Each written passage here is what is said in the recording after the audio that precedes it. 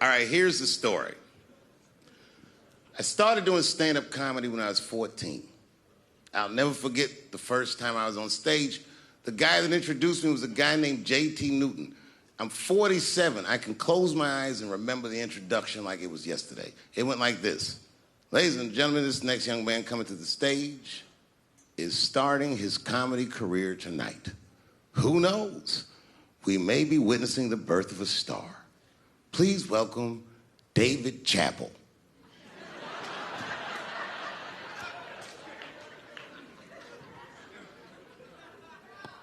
From the first time that I ever held a microphone, I was sure this was it. I knew I was home. I knew I had found my thing. And my God, man, I was a child. I got good. Matter of fact, I was good from the moment I started. And I'm not saying this to be a braggart. I'm telling you the truth. These old niggas was in awe of me. How is this little boy so poised? They used to say. I was. I mean, you know, I got better, but it started out good. About a year into it, when I was 15 years old, I had written a joke during the AIDS epidemic about having a Goodyear condom. Something, I don't even remember the joke. Something about an industrial strength condom by Goodyear. I just remember all the comedians really liked that joke. And there was an older comedian. And he came to me one night after the show, after he saw the joke, and he said, listen, I got an audition at another comedy club, and I was wondering, do you mind if I do that joke? I just want to borrow it. Now, I'm a kid. I don't know any better. I'm like, borrow it? Well, I guess, sure, if it'll help your career. I let him do the joke. And then weeks later, I was waiting to go on in a comedy club, and he went on before me, and he did the joke. And after the show, I pulled him aside, and I said, hey, man, I don't mind you borrowing my jokes, but you gotta give them back. He said, oh, I forgot to ask you. He goes, let me buy that joke from you for $50. And I said, man, I'd do it, but I'm just starting out. I need all the material I can get. The idea being that the more material I can accumulate, the faster I'll be able to make money for my work. I said, I can't do it. I want my joke back. I'll never forget this. Remember, I was a 15-year-old child. This guy was a grown-ass man. He stood up over me so I could see how big he was. And he said to me, really? I can just take it. And he did. I got scared because I was a child. But I never forgot that. I never forgot that. I was 15 years old. I'm 47 now. I think about this guy all the time. When I look at my own kids and I see how young and innocent they are, I can't believe someone did that to me. And I don't think about it every day because that was the worst thing that happened to me. I think about it every day because that was the first time that someone ever did that to me. But in my career, it has happened many, many times since, where someone would intimidate me or scare me and take something that I believe was mine. I'll tell you another story. Now I'm 18 years old. I'm living in New York City, and I just finished my first road tour, which was a very difficult tour. I'll spare you the details. Now I'm back in New York, but my rent is paid, thank God. And I have $60 to my name, and a woman that I had met in Pittsburgh, a bad Dominican bitch,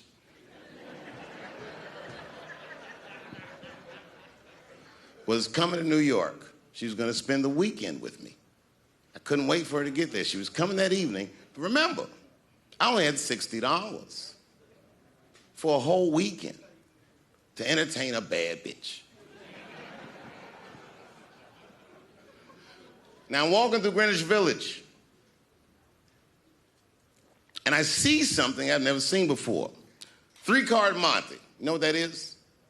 Yeah, the guy had the whole thing. The table was set up, and he had the 3 cards, and the crowd was hooting and hollering, and he was like, find the red card, find the red card, and people were playing. Sometimes they win, sometimes they lose, but it was really exciting, and I'm standing there watching it, and I noticed while I'm watching them play this game that the red card, the one you're trying to find, had just a little bend on the corner. And I'm watching it, and I'm like, yo, this guy doesn't seem to know that red card is bent. I'm going to beat this motherfucker. And I walked up to the table, and I said, let me play a hand. And I put my last $60 on that table, and he starts to shuffle and find the red card, find the red card. And I kept watching that bent card go around the table, make sure I kept my eyes on that bent card. And when he stopped shuffling, and he said, find the red card, I pointed to it with confidence. Here it is right here. And he flipped it over, and it was black. And he took my money. I couldn't fucking believe that. How did this nigga do that? Was that magic or sorcery? I was confused. So you know what I did? I sat there, and I watched him for a real long time play the game. And I realized that all those people who was doing all that hooting and hollering and betting, my God, they were his friends.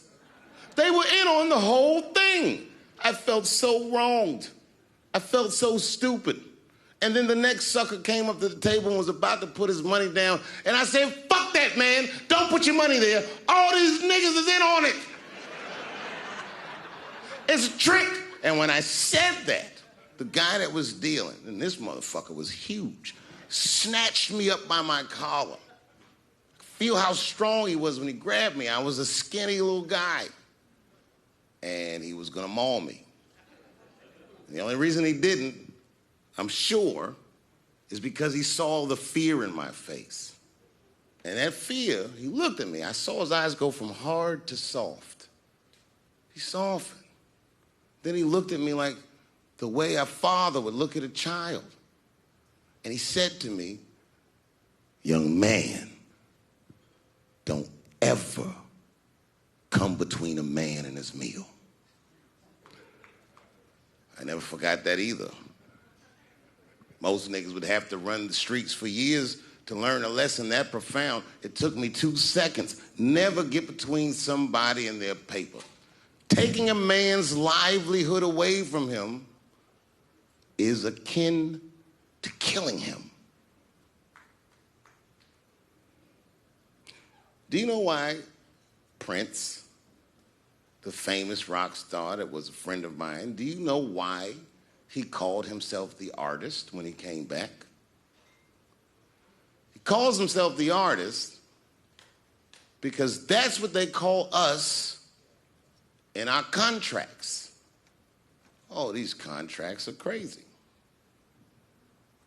You should hear the terminology they say in these contracts. To use your name and likeness in perpetuity throughout the universe. Who the fuck could possibly know what that means?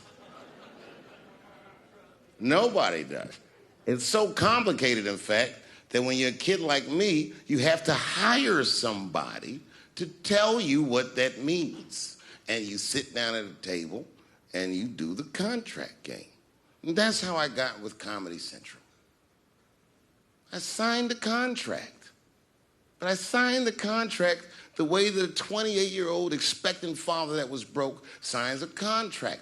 I was desperate. I needed a way out. And it wasn't good money and it wasn't good circumstances. But what else am I going to do, I said. And all these white people sitting at that table told me, trust us, Dave, it's a good contract. And I looked around the table and they all seemed to agree it was a good contract. But what if it was like that game of 3-Card Monte? What if they were all friends and I didn't know it? And the bag of money was Iceberg's money in the first place. What was I talking about? What was I trying to tell you?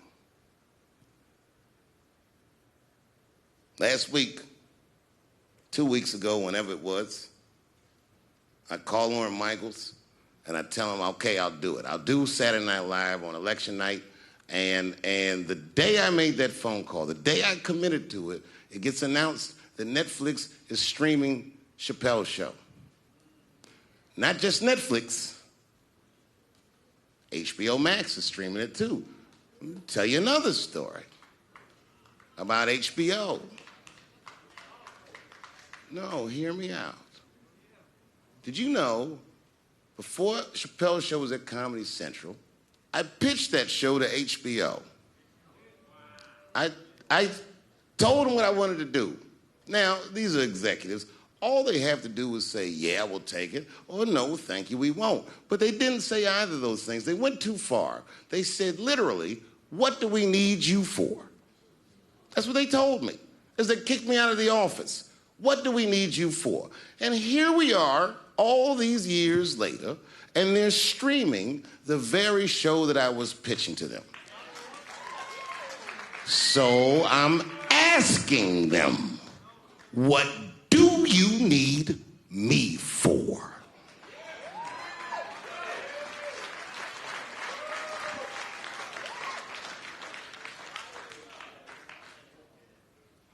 People think I made a lot of money for Chappelle's show. When I left that show, I never got paid. They didn't have to pay me because I signed the contract.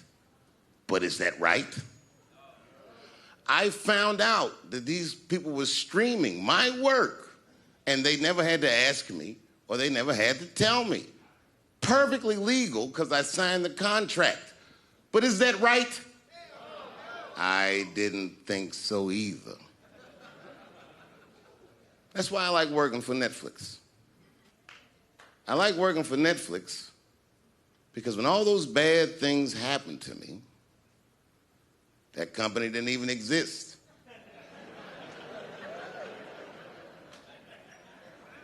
And when I found out they were streaming Chappelle's show, I was furious.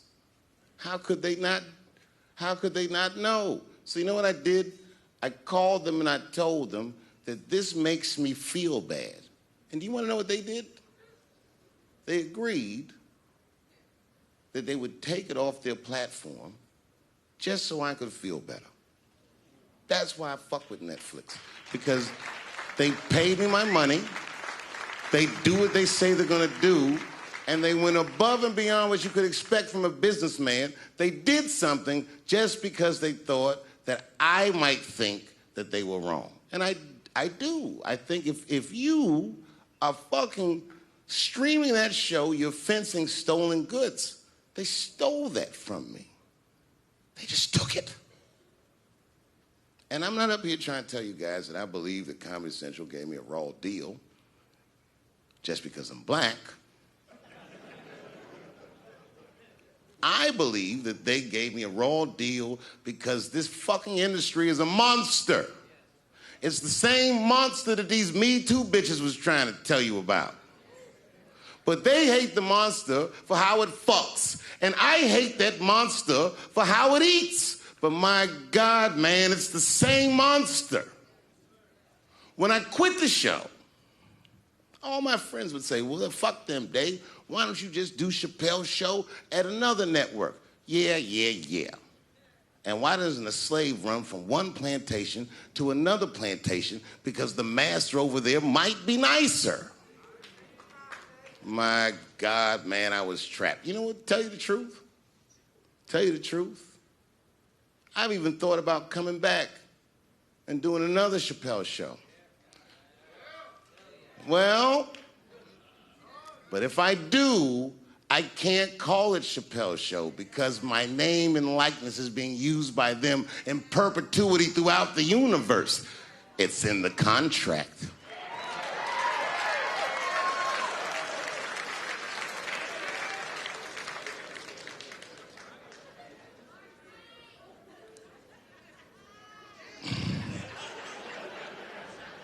You're not supposed to do this in my business.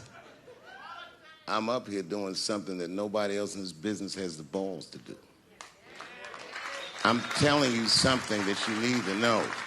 I'm trying to explain to you what you're seeing. You don't understand what you're seeing. I am publicly flogging a network. And I know that this network niggas, they watching me and they saying, why are you doing this so publicly? Doesn't feel good to be flogged publicly. Oh, believe me, I know. I know exactly how that feels. When I quit my show, they said I was crazy. What was crazy about it? I just didn't want to do it anymore. They said I smoked crack. That's impossible. I was a devout Muslim. I didn't smoke or drink. But I do now, bitch, because you ruined my fucking life. Now it's their turn. This is their first nigga lesson, and I'm honored to give it to them. They're gonna pay me for this show. I called my agent. I said, is there anything I can do about this show? And he said, no. Well, fuck you too then. If you want something done right, I guess you got to do it yourself. So I'm not going to the agents. I'm coming to my real boss. I'm coming to you. I'm begging you. If you ever liked me, if you ever think there was anything worthwhile about me, I'm begging you. Please don't watch that show. I'm not asking you to boycott any network. Boycott me. Boycott Chappelle's show. Do not watch it unless they pay me.